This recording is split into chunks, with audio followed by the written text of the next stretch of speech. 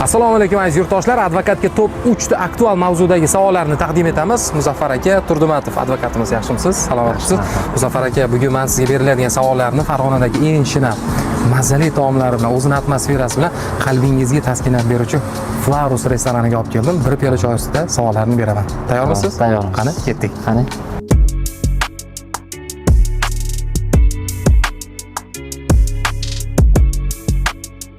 Muzaffar aka, alimenti bor yigitlar chet elga ziyoratga, o'qishga, ishga va boshqa maqsadlarda chiqa olmaydimi? Buni qonuniy yechimi bor. Buning uchun undiruvchi va qarzdor o'rtasida kelishuv tuziladi va majburiy ijro byurosiga ariza beriladi. Ijro harakatlarini to'xtatish haqidagi arizasiga muvofiq majburiy ijro byurosi tomonidan qaror qabul qilinadi va taxtdan yechiladi. Shundan so'ng bemalol chet elga safarga va boshqa maqsadlarda chiqish mumkin bo'ladi. Tadbirkor bir akamiz bor, kreditlari MIBga chiqib ketgan. Buni qandaydir huquqiy yechimi bormi? Bu ancha murakkab masala, lekin qonuniy yechimi bor. Bu masala amaliyotda uchragan. Biz bu masala bo'yicha o'rganib chiqib, individual yondashib, huquqiy yordam beramiz. Hayotda haqorat qilgandan ko'ra internetda haqorat qilish og'irroq jazo bo'ladimi? Haqiqatda internet orqali haqorat qilishga og'irroq jazo belgilangan.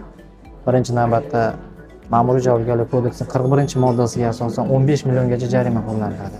Agar ushbu holat yana takrorlansa 1 yil davomida unda jinoiy javobgarlikka tortilib 150 milliongacha jarima yoki 2 yilgacha axloq tuzatishlari jazosi qo'llanishi mumkin. Muzaffar aka, restoran yoqdimi aka?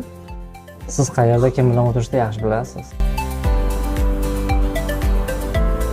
Assalomu alaykum aziz yurtdoshlar. Advokatga top 3 ta aktual mavzudagi savollarni taqdim etamiz. Muzaffar aka Turdumatov advokatimiz, yaxshimisiz? Salomatsiz? Muzaffar aka, bugun men sizga beriladigan savollarni Farg'onadagi eng shinam mazali taomlari bilan, o'zining atmosferasi bilan qalbingizga taskinat beruvchi Flarus restoraniga olib keldim. Bir piyola choy ustida savollarni beraman. Tayyormisiz? Tayyorman. Qani, ketdik. Qani.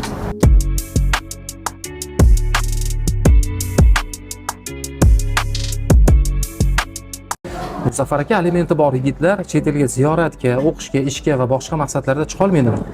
Buni qonuniy yechimi bor. Buning uchun undiruvchi va qarzdor o'rtasida kelishuv tuziladi va majburiy ijro byurosiga ariza beriladi. Ijro harakatlarini to'xtatish haqidagi arizasiga muvofiq majburiy ijro byurosi tomonidan qaror qabul qilinadi va taxtdan yechiladi.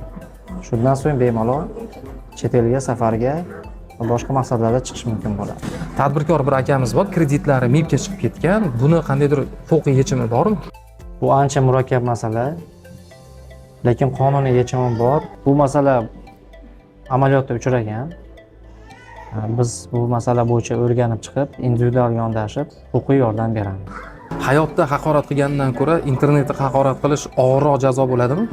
Haqiqatda internet orqali haqorat qilishga og'irroq jazo belgilangan. Birinchi navbatda Ma'muriy javobgarlik kodeksining 41-moddasiga asosan 15 milliongacha jarima qo'llaniladi. Agar ushbu holat yana takrorlansa 1 yil davomida unda jinoiy javobgarlikka tortilib 150 milliongacha jarima yoki 2 yilgacha axloq tuzatishlari jazosi qo'llanishi mumkin. Muzaffar aka, restoran yoqdimi aka? Siz qayerda kim bilan o'tirishni yaxshi bilasiz.